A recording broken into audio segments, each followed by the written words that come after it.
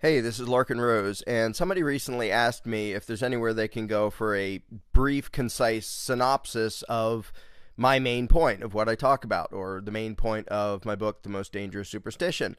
And I couldn't think of a place, so this is it. Here is the main problem with the world and the solution in 2 minutes. Gonna have to listen fast. Ready, go.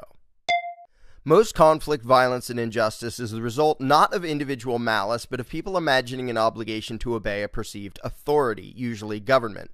In their daily lives, most people accept the non-aggression principle. It's not okay to rob or attack other people. But they've been taught that government has an exemption from that rule, and that legalized theft and thuggery, taxation and law enforcement, are moral, legitimate, and necessary for society. Here are 3 independent proofs that the concept of government is not just susceptible to corruption and abuse, but is, by its very nature, self-contradictory and insane. Number 1, there is no document or procedure whereby any person or group of people can delegate to another a right which the first person or group didn't have to begin with. Ergo, Congress cannot have acquired and does not have the right to do anything that you don't have the right to do yourself.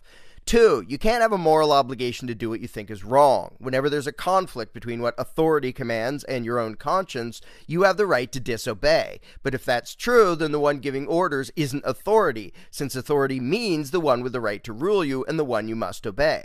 3, no document or ritual can alter morality and make an evil act good. Either man-made law matches objective morality, in which case the law is redundant and irrelevant, or it conflicts with objective morality, in which case it is illegitimate and should be disobeyed. Either way, legislation never creates any obligation to obey, and therefore has no authority.